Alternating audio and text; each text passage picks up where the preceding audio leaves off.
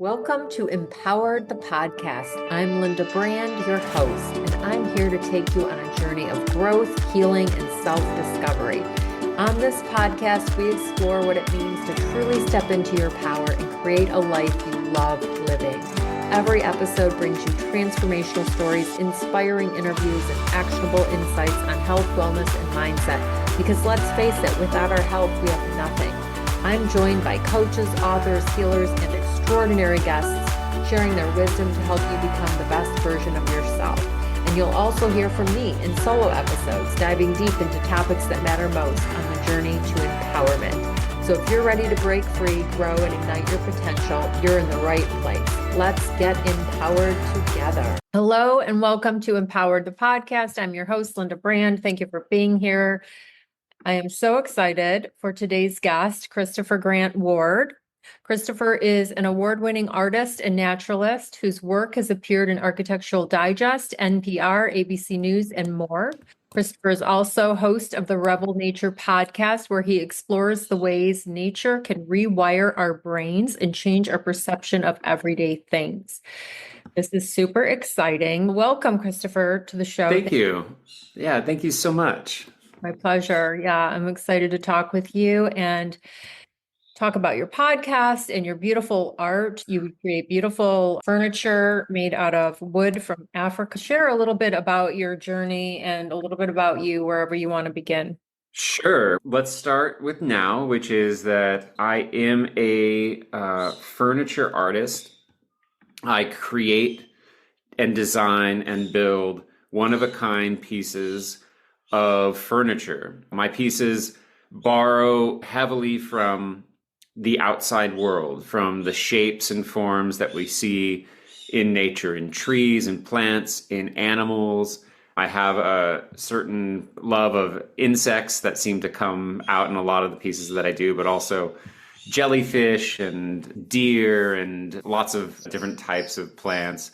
My mission as a furniture artist is to bring this sense of nature indoors because I believe it's healing and restorative. I believe that we are disconnected from the outside world in a way that's actually harmful to our well-being, to our cognitive processes. As an art form, bringing these pieces into your homes as furniture, not as pieces of art you hang on the wall necessarily, but as pieces of furniture that you interact with, really starts to create that connection. I love that. I love that so much. We bring plants in from outside and it's a similar thing, right? You're just Absolutely.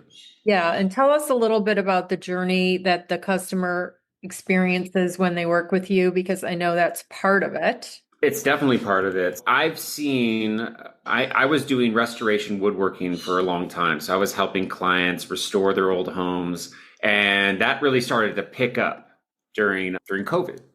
And what I found was that people really began to love their homes and love their habitats, if you will, in a way that was different than it was before. They wanted more personality and more individuality inside of their homes. And 100 years ago, or even 110 years ago, the Art Nouveau movement, the arts and crafts movement that were very popular in the United States and everywhere around the world, Western world, was exactly that sort of revolt against the Industrial Revolution. It was saying these objects that live in your home that you interact with every day should be pieces of art that you can celebrate, that everything that is created should have that touch of aesthetic quality to it. And we've lost that by and large in our society. But I found that my clients are actually coming to me to work with me directly the way it was 100 years ago to create a piece just for them. So what does that mean? My pieces have elements that echo their ancestry, their last names. A family I created a bench for, their last name was an Irish word that meant son of the summer sun, child of the sun. And there's 5 members of their family, so the inlay on top of the bench is actually a sun rising with 5 rays coming off of it, which would be interesting to sell as a product, but for them, it actually means something very specific that they'll hold on to for generations. I've made a table that was a wedding gift to a couple who honeymooned in Hawaii, and the inlay on top of the table actually echoes the sort of Maori prints that you can see all over Polynesia. The table is a dragonfly, which is a symbol of new beginnings, and the two legs in the middle actually are in a embrace to symbolize their first dance. So this is a table that they'll have to remember their wedding and that they can give to their children, etc. So heirloom pieces, one-of-a-kind pieces, my clients like to work with me directly to make the piece, to design it, to think of what they would like, what motifs and elements mean something to them. So that whole process becomes part of what is special about the object when it's done. Nice. I love that. Yeah. I was going to ask you about designing. Are they telling you, I want a butterfly or I want this, but together you're doing it together? Yeah, sometimes like what I don't do so much is like they go like I'll get sometimes people will say I saw this in a catalog and I just want you to make this. And like I don't actually do that. I know some people who I can refer you to if you're just looking to make something. But if you're looking to make something that's in my artistic style, but you want it to fit a certain dimension, usually they'll come to me with some dimensions for a room. Or one client, her son is a surfer and they live right on the beach in Ventura, California. And he graduated high school and was moving to college. And she said, can you make a bench that sort of talks about his surfing, his love of surfing, but also they're very devout Christians. And we'd love to have some element of Christianity in there. And I'm not practicing Christian, but all religions and beliefs, that's special to them. And it's important to give that the due respect that it deserves. So I actually went to the Bible. I looked in throughout to find references to the ocean, to love and to respect. And I actually found Isaiah 51:15. May you rest upon the waves and hear the roar, and is the name of God Almighty, which I think I butchered that. I should know that by heart because I had to actually hand carve it into the bench. But the bench is actually a surfboard with this sort of abstraction of waves underneath it, including like a barrel roll inside. And it's all made out of Douglas fir because the fir tree is mentioned in the Bible as like a sacred tree. So every element of it was actually made to what this one individual wanted. And so I show the designs and they say, yeah, that works, or I wish it did this or that. And we do a couple rounds of going back and forth with CAD drawings, and then they get the final piece in a month or two. Oh, wow. That's beautiful. I love that. That's incredible. And you said the wood that you use is special wood from Africa, correct? Correct. For all of my gallery pieces, if you go to my website, christophergrantward.com, you'll see that by and large, the pieces I make are from African mahogany. And the reason that I use those pieces for this series in 2024 is to call out how ecologically forward the legal system is in Ghana.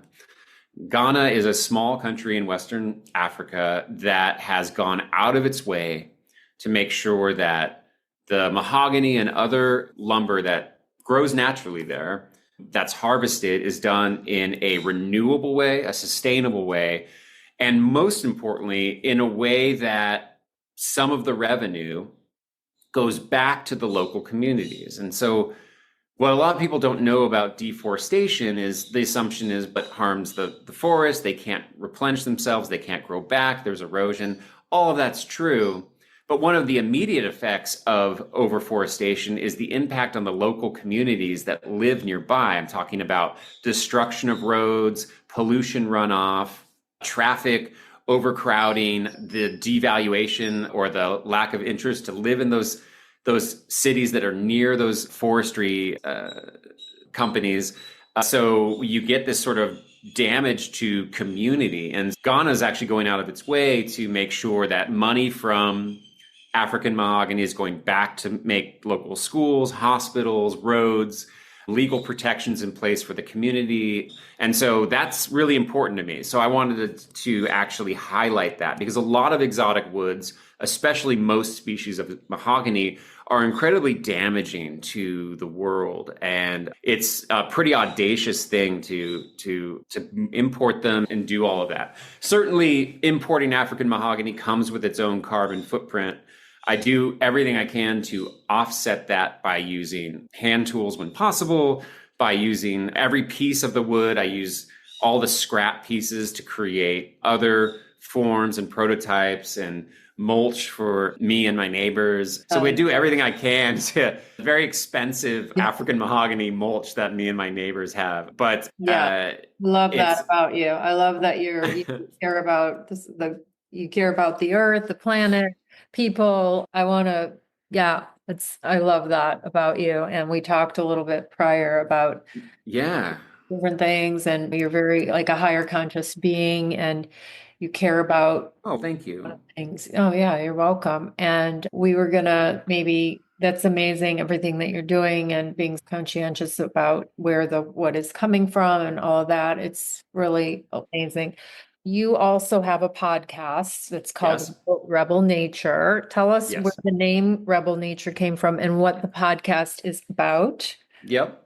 So Rebel Nature is a series of my journals just from backpacking in the Sierras for weeks at a time by myself, doing off-trail bushwhacking through especially the John Muir Trail and adjacent mountains and adventures through there, as well as just all of my observations of nature as I work on my art. I notice the disconnect between the way that life is lived normally in a modern world and the way it's lived when you start paying attention to the way nature works. And this is really important to me because my backstory is that I actually used to be, maybe 7-8 years ago now, I was the vice president of product for Shutterstock, which is a global marketplace for photography and images in 46 countries. We made $1 million a day. I had an 80-person team, an office in the Empire State Building in New York City, and I hated all of it. I hated everything about it. Now, I do love going to New York City for a weekend, but to live there, to be in that system, to be working in all of that, it just shook me the wrong way, and I had to leave. And it took me a while to understand why, but it's really this sense of being disconnected from what I believe I and others are hardwired to love, which is the natural world. So Rebel Nature is a podcast that dives into those things and finds ways for us to rebel, to find an alternative, a challenge to the way that we are accustomed to living our lives.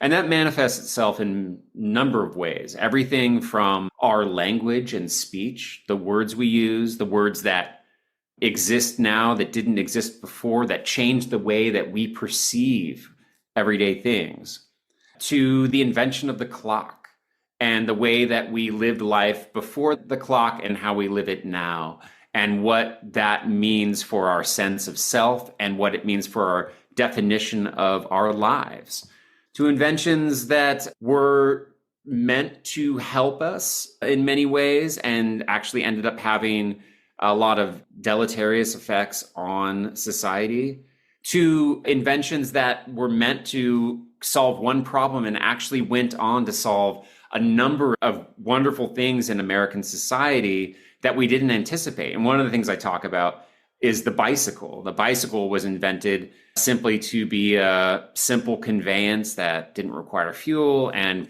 easily get an individual from A to B. But when the bicycle was created in America, it was actually at the apex or the crossroads of a lot of things that were happening. The suffrage movement in 1900 or so was happening, and the bicycle actually enabled women to go places unchaperoned, to meet up and assemble the suffrage movement without having to ask their husbands or other men to drive them around. It also encouraged them to dress differently, to wear pants and more, I don't know, athletic type clothing that they would be more appropriate when you were exerting yourself riding a bike from A to B. So the bicycle, according to Susan B. Anthony, is one of the most important parts of the suffrage movement. There was no intention for the bike to do that. As well, the bicycle allowed people that lived in small towns who didn't have cars to go to the city and see what was there. It allowed people from the city to go to the country and see what was there. It encouraged America to make better roads, wider roads with bike lanes and shoulders. It encouraged people to find marriage partners outside of their hometown, which wasn't a thing before the bicycle. And if you think about Dunlop, which was an American manufacturer, and the Wright brothers, they were both bicycle manufacturers first, and then made their inventions of the tire and the airplane out of that. There's a number of ways that our society and the things that we make can help us and hurt us. And so I talk a lot about that in my episodes as well. Nature, however, has been proven to be this healing source that we all know intuitively. Like if you are stressed out, if you're having a bad day, if you're having a bad year and you want to go on vacation, we even call it like a retreat or an escape to go on a hike or sit on a beach. Or for me, I go backpacking, as I mentioned. We know intuitively that this undesigned world, this world without grids, this world of asymmetry and natural beauty, this world that is ambivalent to our existence in a good way, in a way where we realize we're actually just part of a system as opposed to something where we're taking goods and services and commoditizing them. It actually helps us to step outside ourselves and to find our true natural state, a state outside of time and schedules, a state outside of even language, which actually creates a lens with which we see the world differently, depending on how you speak, what language you speak, and what century you're in. Yeah, you can talk for a long time, but I want to ask. Sorry. No, it's perfect. I want to touch on. You talk about nature rewiring the brain. That's something you like to talk about. I want to talk on that. And I also want to talk about time because I find it really fascinating and being a spiritual person today, I wasn't raised that way, and being in community with spiritual people. When I say spiritual, it's not religious. It's universe, source, spirit. And do you believe we live in an energetic, vibrational universe, that everything's energy? Yeah, I do. And I think that there are any number of ways that humans have found to access that. While religion can have its negatives and its downsides for sure, especially in modern society, the precepts actually in the Bible, in the Quran, do actually speak to some of the same ideas of that we are all one, that we all share the same sort of source, that we No, I bring are. it. Yeah. Go ahead. I bring so spiritual that it's just. I'm sorry. No, go ahead. What I want to say is that the people like Kathleen Cameron, who was on the show, and these people who've studied under Wayne Dyer and Bob Proctor and all these people, they say time is an illusion. And that time is, that's why I was bringing up the time thing, because you talk about, and happening. Do you believe that everything's happening like at one time, like the past? And I don't know. It's really interesting. I like the idea that all we have is this present moment. This is all where we should live, is this moment in time. For the past 2 years, I've brought you inspiring stories and powerful insights to help you create a life and business you love living. But did you know that I also offer personalized coaching and dynamic workshops? If you're ready to move beyond dreaming and start building a life and business that truly lights you up, I'm here to help. Join me for transformative one-on-one coaching or dive into some vision workshops. Let's make your vision a reality and your life an adventure. Subscribe to the podcast for more and go to my website, lindabraincoach.com. what I talk about in my episodes, episode 3 of Rebel Nature, you can find it on Spotify and Apple and everywhere else, is that what we define as Linda or Christopher or, as my life is all based on time. So what do I mean by that? Everything you regret and everything that you're proud of and everything that you wish you could have done differently and everything that you are glad that you've done is part of your past. If you didn't have a past, you couldn't have any of those things. And all those things are part of the human condition, as well as your hopes, your dreams, your aspirations, your plans. The reason that you don't spend all your money today going on vacation is because you believe in your future self. So to that degree, it's really hard to argue that those things don't exist in the present moment with you, and that your past, present, and future are actually just this sort of blurred extension of wherever you are as you move through time. I wouldn't personally go as far as to say time is an illusion in the sense that it's actually all happening right now. I can't prove that one way or another. Productively, I'm a pragmatist to some degree. So pragmatically, I can believe that an awareness of my past, present, and future simultaneously can create more stress and make me second guess the way I act in the present moment, which is really all I have control over, so to speak. And I would say time is an illusion in the sense that it's more about the way that we manufacture it. My angle is going to be more in a modern world. We say that a day is 24 hours. We say that an hour is 60 minutes long. And if you don't use that hour for items A, B, or C, you've wasted time. If you get it done faster than an hour, you've saved time, You've earned time. You've stolen back time. You've lost time.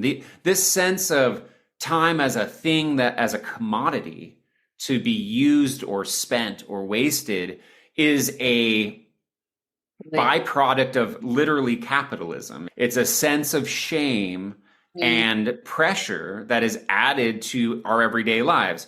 Everyone listening to this program has a sense of waking up on time, early or late, or they might even be saying, I don't care what time I wake up. Even that sense is that an awareness of time and rebelling against it. We are completely driven inside of a lens of time. We use dishwashers and laundry machines and cars and microwaves so that we have more time. We don't churn our own butter so that we have our own time. If you look at some of the blue zones around the world, they reject some of this technology, not because they're anti-technology per se, but because some of the beauty of humanity comes in the exertion and the time it takes and the detail that comes from doing things by hand and meditating over them. And I find that's the same thing for me in my shop with my wood pieces. I do not manufacture anything. I make everything by hand. And those actions are treasures. That's why people love to bake and weed. I know people who love to weed their gardens instead of throwing pesticides. And I think that this sense of time is a governance on us that we go to nature to abandon. There is no clock in nature. Yeah, the sun's rising, the sun's setting. Yeah, there's nighttime. Yeah, there's daytime. But there is no sense of the schedule. And if there's any one thing that I would say we could do better at, if people are listening, is to just get some time away from time, to get some time away from your clock, from your phone, from your calendar, to find some way that you live some part of your life without thinking about how long it's taking to do that. Tell us why you feel that's so important. Our biological clocks. Everyone knows that we have the circadian rhythm. So we know that we're supposed to wake up and we're supposed to go to sleep, and that the sun and the lack of sunlight dictate that. But what we also have, and everyone knows this or has maybe experienced this, is your ultradian clocks. You have this clock that for about 60 to 90 minutes will put you into a flow state. And it's this state that everyone's had where they're working so deeply on something that they love what they're doing, but they have no sense of time, that it's just flying by. And all of a sudden they realize that they've been doing something in this beautiful state of flow that wasn't aware of time. Daydreaming is very similar. And it's a natural way that we're supposed to live our lives. It's how human beings are hardwired to be. Yeah, I want to tell a quick story. I'm sorry. Okay, go ahead. Yeah. I was just going to say that I remember listening to Tony Robbins, and he was on the go and doing and just hustling. And he was in Fiji, and he asked this guy, they were in the water. Did you hear this story? No. Okay.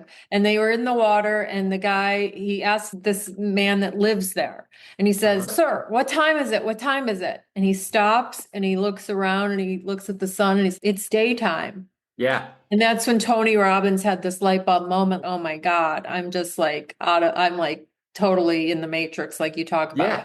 Totally. Yeah. We're out of control with that. We're out of control with that. I have a similar anecdote that I'll tell as fast as I can if you entertain me. It's a parable. And usually they say it's like a German, but it could be anyone. I think they say it's a German because Germans are serious, but they're really not. So let's just say it's a businessman is in Fiji or someplace, and they see someone who's from Fiji sitting on the beach with a net full of fish, and they're just relaxing. And the businessman says, "It's only 10 a.m. Are you not working anymore today?" And the local says, "No, this is enough. I can sell this fish and it'll buy me my food. It pays for my utilities or whatnot. I have enough." And the businessman says, "Yeah, but if you worked all day, then you could buy another boat. Then you could have somebody else work for you." I think you can see where this parable is going. You could build a fleet of ships.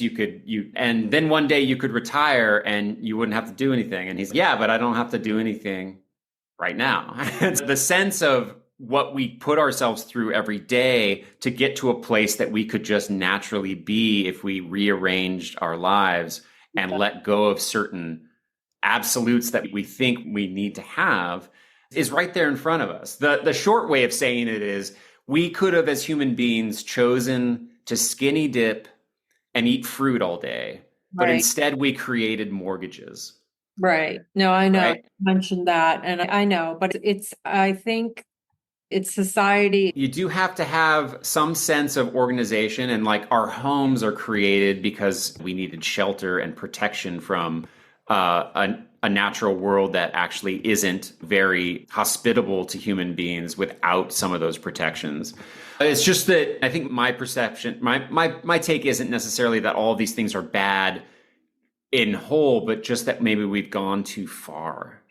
No, I agree 100%. And I was going to also share a story, like when you were talking about like when you're working on your furniture and how you love it, and it's just time just gets away because you're just enjoying, and these kind of basic things like the people in the blue zones, is that this one spiritual coach, one of the coaches in a community of mine, she loved folding laundry. That was like her. Oh, yeah. I love folding laundry too. Yeah. Don't tell Tosca, but yeah. But I do. And in the episode about time, you can also discover that what were considered the peasants in the Middle Ages, they actually only worked 150 days a year. They had more than half of the year off from work. And the work was difficult farm type work, but by no stretch of the imagination were they working as hard as modern Western civilizations are today. So all of this modernization and technology, it's meant to give us more time, but then we as human beings don't have the discipline to use that time for regeneration and relaxation. We use it to just do more things. And I think that's the point of the parable I was telling before. Yeah. No, and the rebel nature thing, but so back to the energy. Yeah. Do you believe though that it's like when a human passes or dies in the hospital, they take these pads and they put them on to bring you back to life. These electrical, we're mostly energy, we're mostly water. Do you believe that we're energy? And that's why when you're outside, like you're talking about, let's talk about the rewiring human by being in nature. We are one with nature, right? Do you believe? Right. Yeah, absolutely. I think what you discover is that it's all from the same place, as opposed to these artificial things that don't resonate with you, right? That this resonating isn't just a figurative or a poetic sense of the word resonating. It actually has a resonance. I do stand in my yard without shoes on to connect back to the ground source, because it is part of who we are, and we're meant to connect with that. Yeah, I love that. Do you have a meditation practice? Do you regularly meditate? I don't.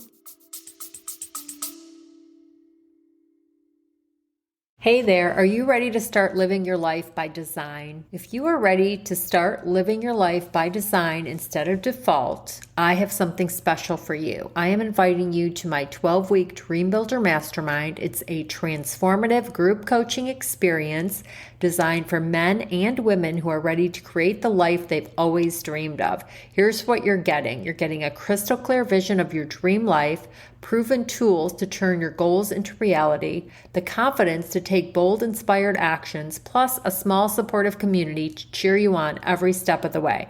This isn't just another course, it's an opportunity to build a life you love. This mastermind kicks off on January 20th and enrollment is ending on January 11th. The special is now through January 3rd, so if you're interested in saving, join today. I am so excited. The link is in the show notes.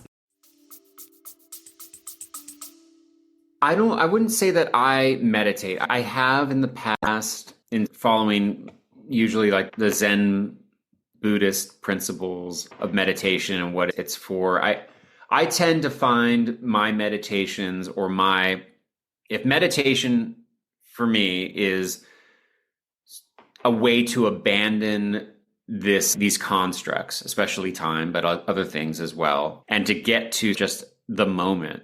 Yeah. That happens for me much more through physical exertion. I do a lot of trail running. I do a lot of yard work. I find that my meditations happen more when I'm active and not necessarily when I'm sitting still. If I'm doing it the right way, I will get into that mode where I've forgotten myself, right? That's the whole idea. So yeah, I would say that my meditations, I do, but they actually happen and I'm purposely doing certain activities. I have an episode of Rebel Nature, I think it's episode 4 or 5, that talks about just our sense of humanity, of intelligence, of the linguistic construct that there are humans and animals, and that if we call ourselves animals, we're using it in like a figurative way. We don't actually think of ourselves, most of us, I'm sure lots of people listening have gone through these hoops, but as a society, linguistically, we think of humans as different than animals. I think that's a fair statement. Where the Native Americans and other sort of indigenous peoples didn't have a way to distinguish between humans and animals. We didn't even have that ability. So I actually dive into what does it mean to be human in contrast to animals. And it's an important way to look at our humanity because it has impacts on how we treat animals for sure. If there's vegans listening to your podcast right now, certainly this sense of not being different, that all animals have emotion, which has been proven, that all animals not only feel pain in the scientific way, but more importantly, can suffer. As soon as we've proven that, that science gets buried because it's just too difficult for modern society to understand, to grapple with. Yeah. But more so than that, there are animals that can do things we couldn't even dream of doing. And there's animals that we consider to be less intelligent than us that actually can do everything we can, perhaps in different ways. But so, What for are example, what are the three fascinating animals that you? one of the most fascinating animals in the world for me are the killer whale or the orca. Because when you define intelligence in like a human sense, humans are evolved to have certain types of intelligences to solve certain things. When you see like early studies of testing orcas for intelligence, you're asking them to solve logic puzzles or like this or that multiple choice type things, which humans are pretty good at doing, reasoning. But if you were to ask a human to recall an object that they saw 5 years ago in perfect detail, there'd be no way we could do that. But an orca can actually just send out signals from its frontal lobe to detect an object using what more or less is sonar, take that image, process it, and then 5 years later, send that image to another in its pod and describe what they saw. So, who needs words in a world where you can just send perfect images to one another? And not only that, it's been proven that they can manipulate those images as they send them. So, these are abilities that human beings could never possibly imagine having. The ability to just completely think with words outside of any sense of a language, that there are no words for any of these things. They're just things that can be broadcast to one another. Study Dr. Joe Dispenza. Have you ever studied? Yeah, Okay. yeah, He yeah, talks yeah. about a lot of things with the what we're capable of with pineal gland. I'm not a big science girl, but more spiritual, but I know science is catching up. But I don't know all the Yeah, things, but we are way more powerful than we know in our brain. right. And it makes sense that because orcas have, if you look at the skeletons inside of their flippers, they have 5 digits. They have hidden inside.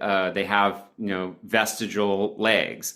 They're Wow. not that much different than us, but Wow. they've evolved differently in different environments to be able to do different things in different ways. And that's the lesson, I think, that we are a product of where we are and how we live and how we're designed to experience the world. And our intelligence or our emotions, our sense of being sentient or alive, all has to do with like where we are and how we live our lives. So if we're living in a modern world that's broken from the natural one we're designed to live, we're going to struggle to keep up with all of the signals coming in from our phones. We're going to struggle to Well, it's draining our energy. It's yeah. draining the energy. Sure. These are facts. So like there's a new book out, a newer book by a physician she was a surgeon and she was taught to prescribe and cut, and these people kept coming, and she was like, wait, why aren't we figuring out the cause? Why are we just cutting and prescribing? What's the root cause? And anyway, she left. You probably heard of her. Anyway, I Casey. haven't. No. Yeah, she wrote a book called Good Energy, and she talks Oh, about everything like sitting at a computer and not being out in sunlight and taking caffeine and you're not getting enough sleep and all these things that like the whole treating the human as a holist, not just, oh, this doctor's for your nose, this doctor's for your this. right.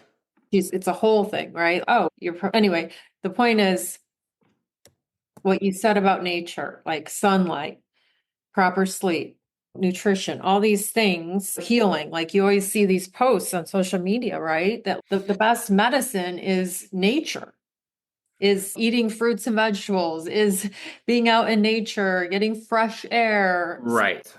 exercise, moving your body, right? All these things.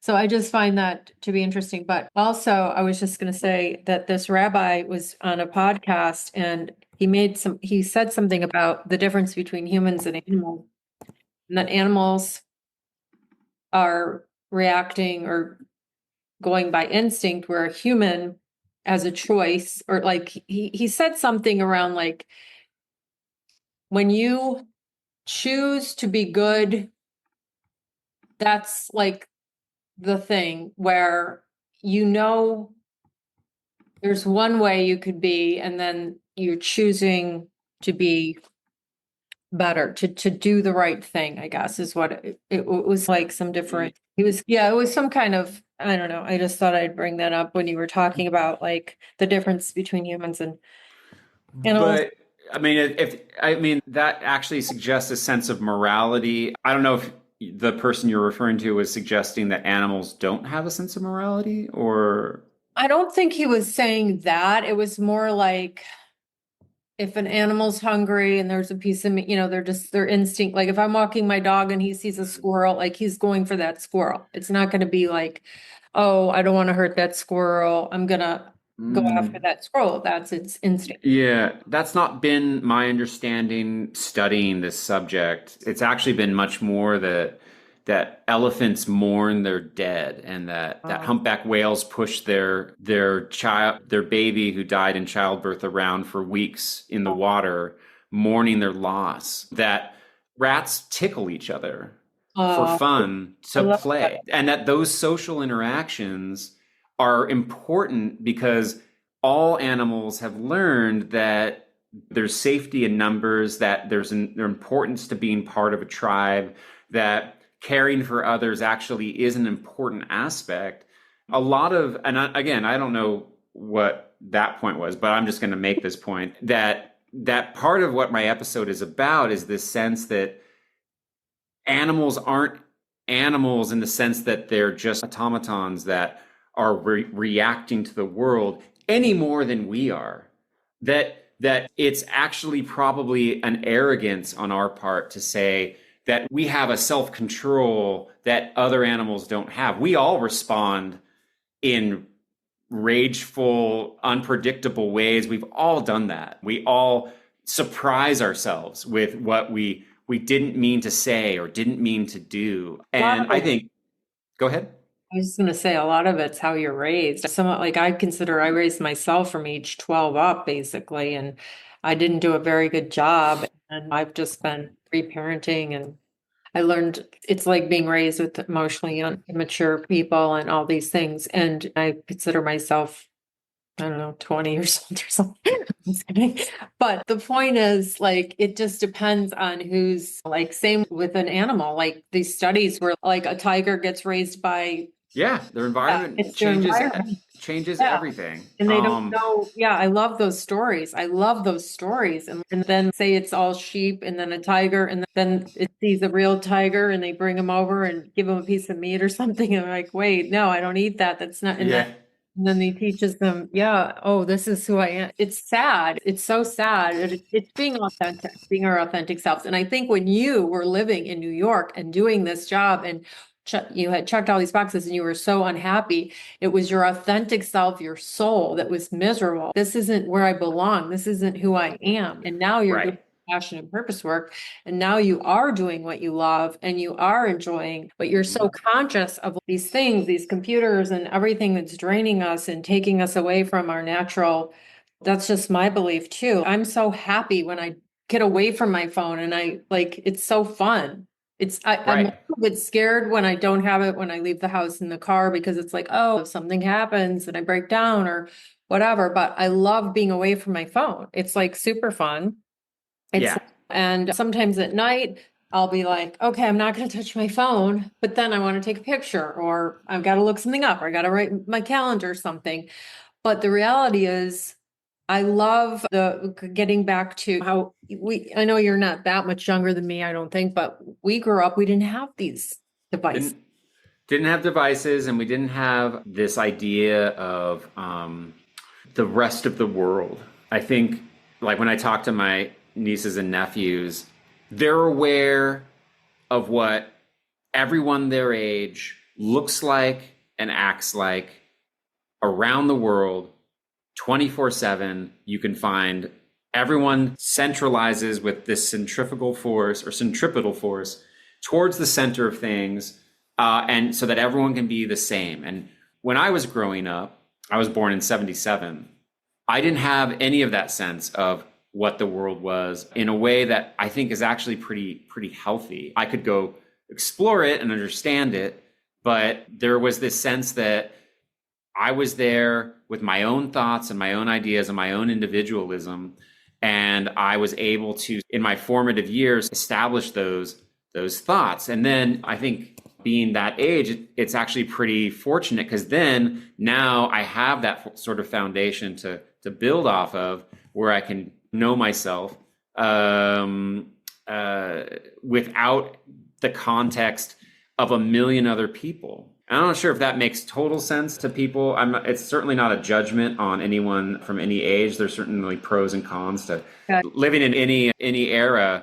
But for me, I find that to be an advantage where I actually didn't have that context of what everyone's wearing or doing or saying or what the memes are. I didn't know those things. And I know it's going to make me sound like an old person, but for me, it was really more just about what I was thinking. A lot more of my own thoughts were able to bubble up. Right, but is it niece and nephew, or is it all girls, nieces? Because mostly girls are different, the boys, and you were a boy. There certainly are, and I'm not qualified at all to talk about. There certainly are aspects of growing up as a woman in modern society online that are horrifying. That's a whole other. Yeah, we could for hours. You're amazing. So tell us. So let's figure out.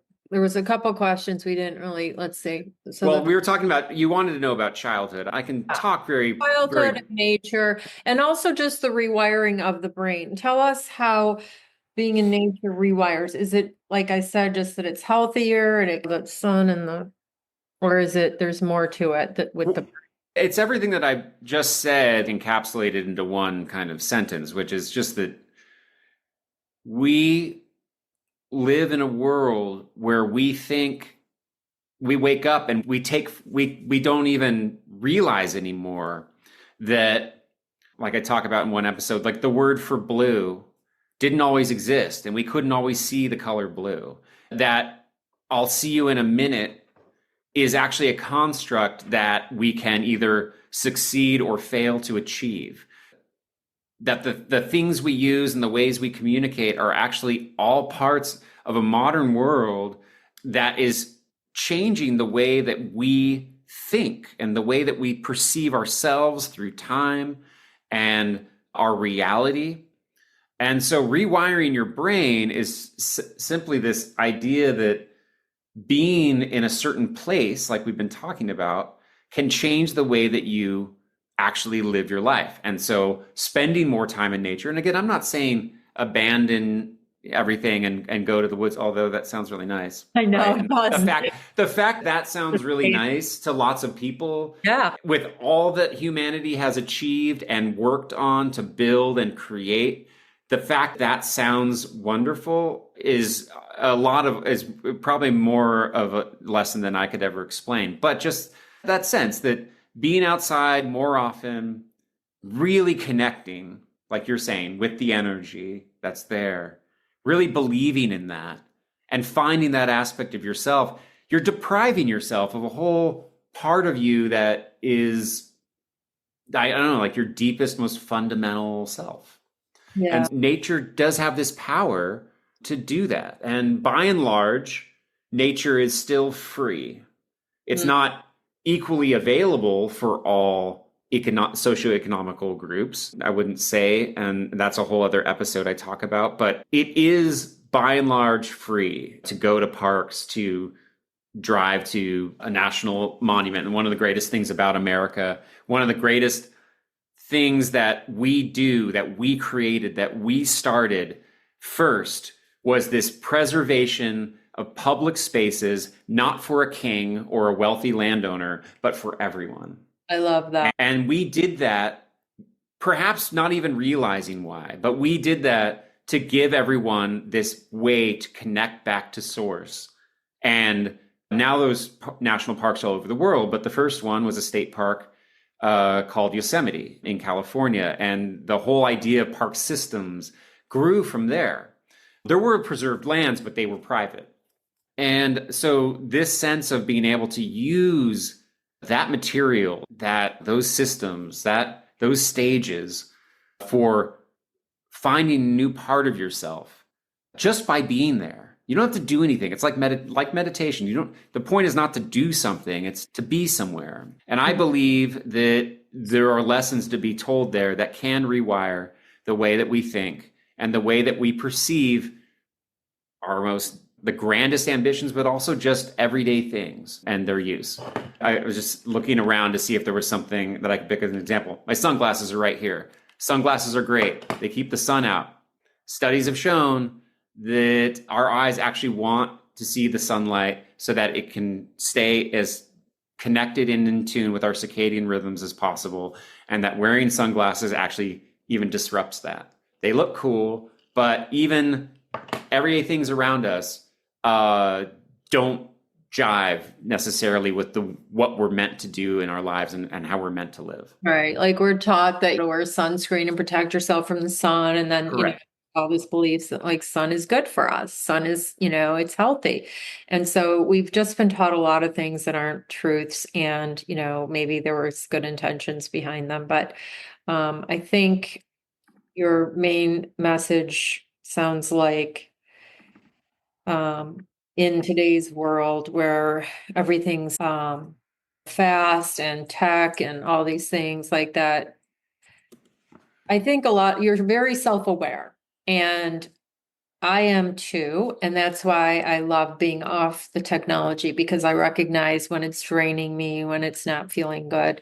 And it's just wild. Everybody is carrying around this. You're at the gym and people are staring at it. And you see a couple at dinner or lunch or whatever, and they're both on their phones. And I know that it's a convenience and all that, but it's just taking away from normal conversation. That's what I like about the podcast. We're actually having a deep conversation, not face to face, but there you go, right there. Right. Yeah.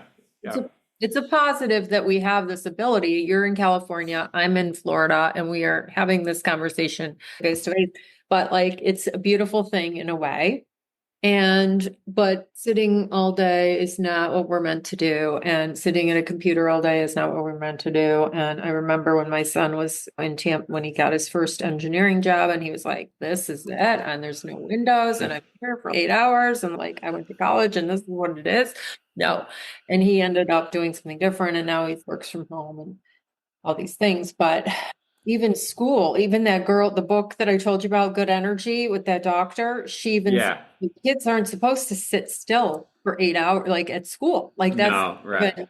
And then they want to medicate them because they're high energy. Anyway. I agree. And I do want to say a couple things. It's probably too late, because if I've turned off some people, they probably already turned off the episode or whatnot. But I certainly don't think that all technology is bad. I certainly do not think that we should abandon the world that we live in for nature. I certainly think there are benefits, like you just mentioned, that we are able to connect and be friends without actually ever meeting in person, which is like a new thing. That's actually really exciting.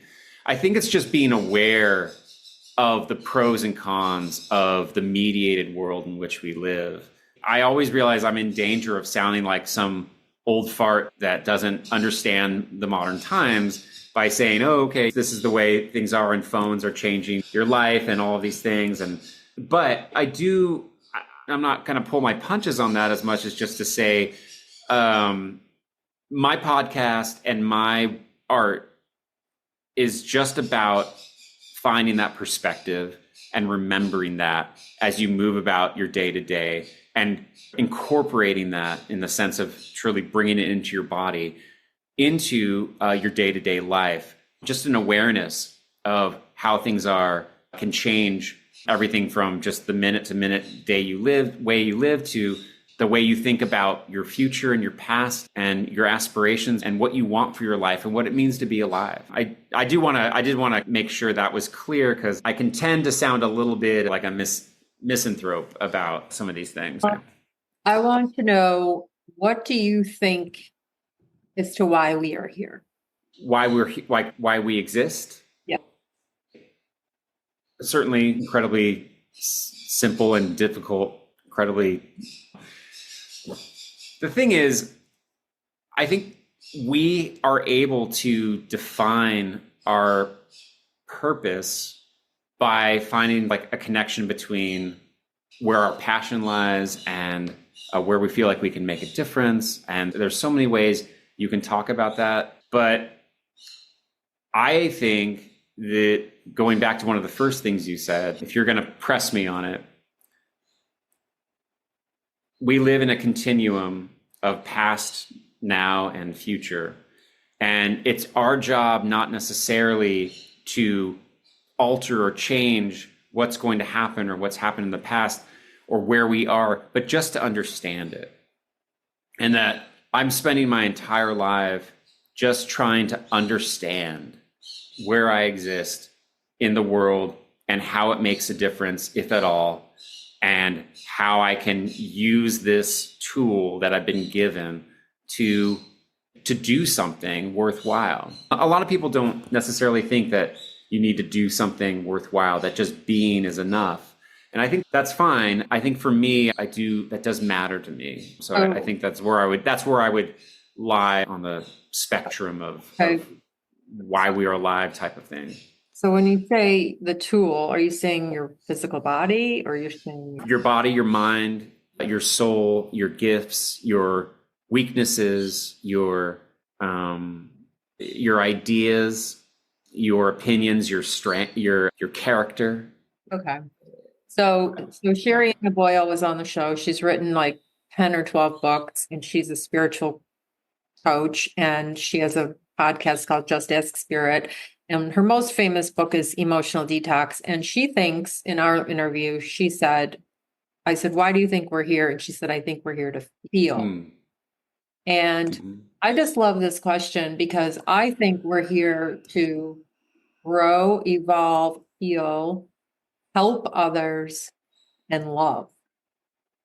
I think we're here to love ourselves and others. And I just was curious, because this whole energy and motion, that's another book she wrote, Energy and Motion, and emotion we were talking about earlier, and the feeling thing. I have to believe, as humans, one thing we have is I love flowers. I love good food.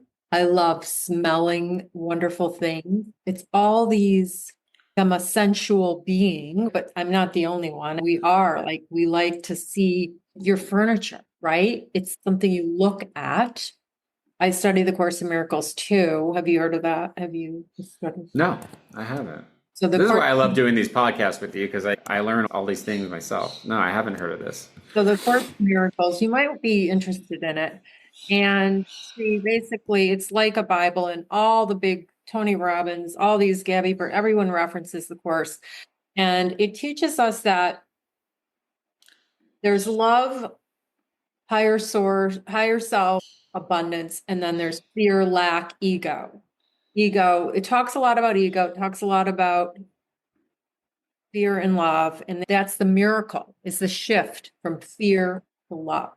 And it talks about forgiveness, and it talks about we're spiritual, energetic beings having human experience. It talks about, like, these objects aren't even real. Like, it's not even real. So it's really interesting. You might love it. You might love it.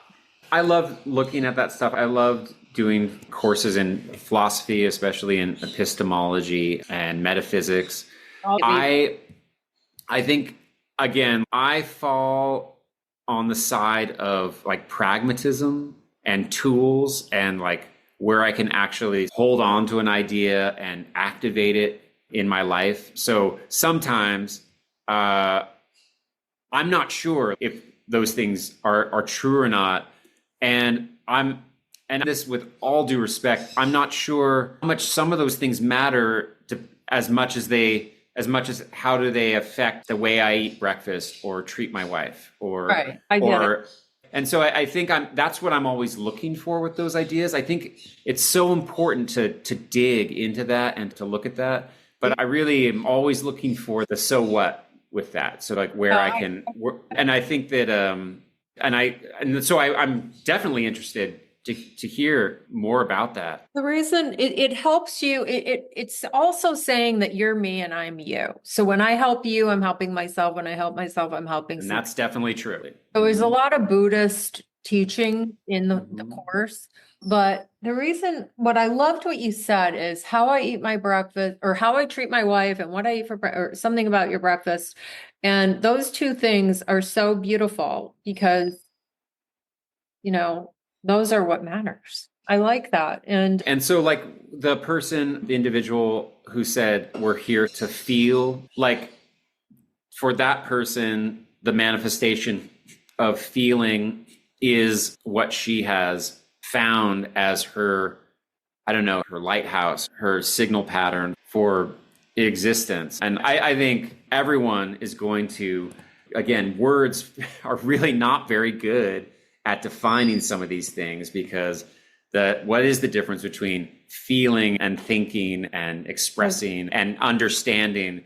But it's a beautiful way to say it, because I think it's not just about solving a problem. It's really about the nonverbal sentiment that comes out of you. And really that's what emotions are. And so I think that's a great way to describe this sense of being alive. Why we're here, I think, again, is really, it's like the purpose of me being here is to live my life and discover myself and what I'm capable of.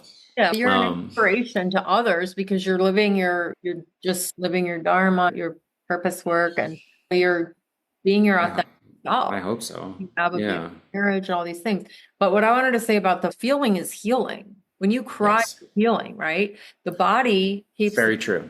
There's something I just learned, like in the last 24 hours, that like really changed some things. And it said that the body is the subconscious mind. And I was like, oh my God, that's so incredible. So the point is, we all, from 0 to 7, we're sponges and recorders, and we're taking on these beliefs and stuff from our parents and caregivers. And that's what defines, like you talk about programs and rewiring rewiring ourselves being in nature, but we all have some stuff to heal. And so I just think part of why we're here is to heal, grow, and evolve, and then help others along the way, right? So and then love. So it's interesting, and I think every day is a gift, and we're here to learn something. And if we don't learn it, we're gonna come back and have to learn it until we learn it or something. And that's true. You believe For that? sure. Yeah. Yeah, I do. I do think that there's enough evidence, there's anecdotal and just study. There's enough to suggest that we are more than this one life in terms of memories we bring with us and baggage we carry forward. And the way humanity as a system continues to repeat things is just all evidence to me that this can't be coincidental, that we aren't, I don't know, transient souls that are moving from one corporal state to another. And like you said, learning some lessons or not. And again, this sense of understanding myself it does have to do with that. It does have to do with this sense of, do I understand like what I am, who I am? Do you believe we can have, be, and do anything we desire? I believe that, like manifesting, and if you have put your mind, you can have, do, and be anything you want if you set your mind and you focus and you. In one word, yes, I do. Yeah. I like that. Yeah. In one word, I absolutely believe that. Yeah. That's awesome. I think that, like all thoughts like that, I think that the idea of manifesting has been abused by the author culture to suggest that that's all you have to do, that there isn't something else to it. And I do think that it encourages inaction. And I think that there's a sense that manifesting is something that is like a spell, right? That will create a different life for you by simply believing it or casting the spell, as opposed to what it changes within you as you have agency in the world. Absolutely. And that if you go into the world believing that you can do a thing, yes, there's no way you could do it unless you believed it, but there's also no way you could do it unless you went into the world. Yeah. And I think that's the part that gets left out. So You nailed it when you said believe.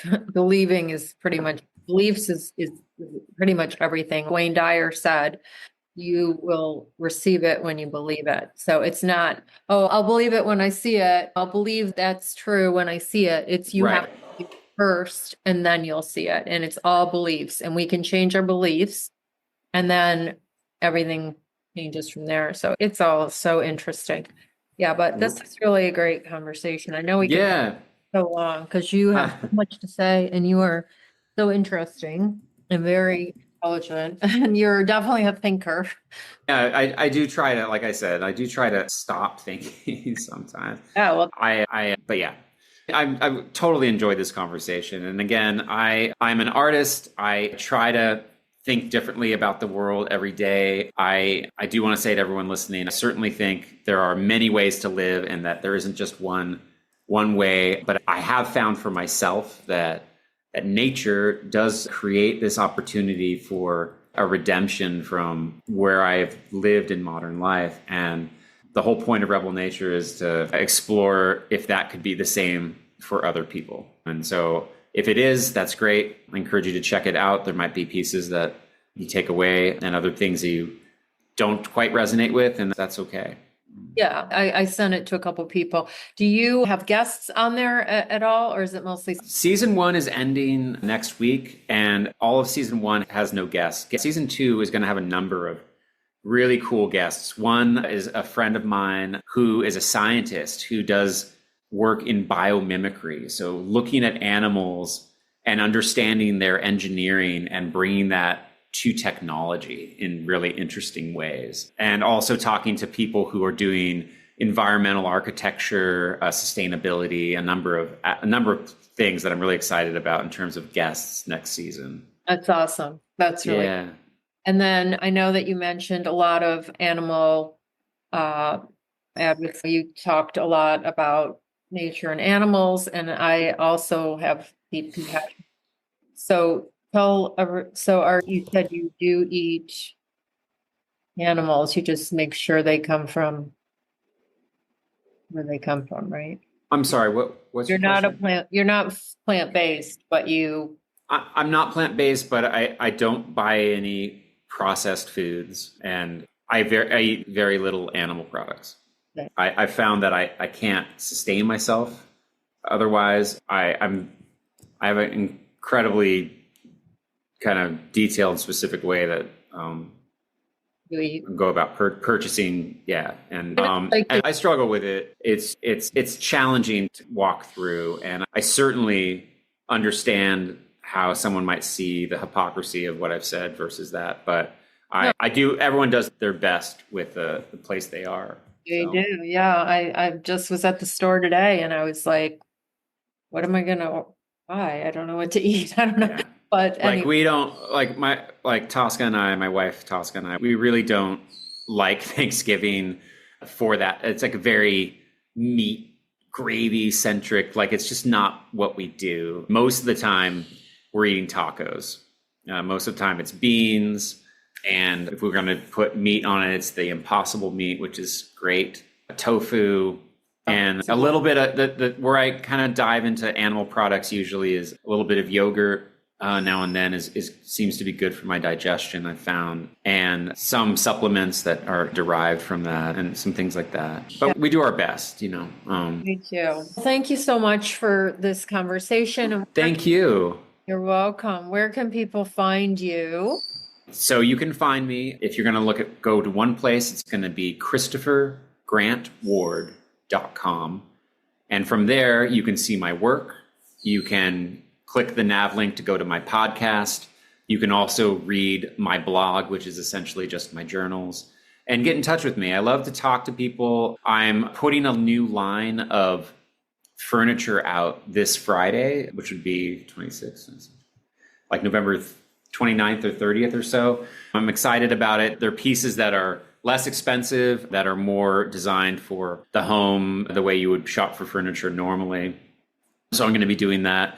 You can also follow me on Instagram, and it's just at ChristopherGrantWard.com, at ChristopherGrantWard. And then I have one last question. How did you learn how to make furniture, or when did you learn and how did you learn? I learned about 2 years ago, and if you asked me to make something other than what I was imagining in my head, I couldn't do it. I can do these things, but I'm certainly not a woodworker. I'm a very kinesthetic, do the things I need to do to create the things I want to create. But so it's been about 2 years. I had a background in woodworking in the sense of like being able to do trim work and doors and windows and things like that. So I had the basic skill sets, but I've been doing furniture for about 2 years. Wow. Yeah, you have some beautiful pieces. So I highly Thank recommend you. anybody listening, you're welcome to go and check out your website because there's some very unique pieces. And I think that what you're doing is really cool. So keep up the amazing work. Thank you so much.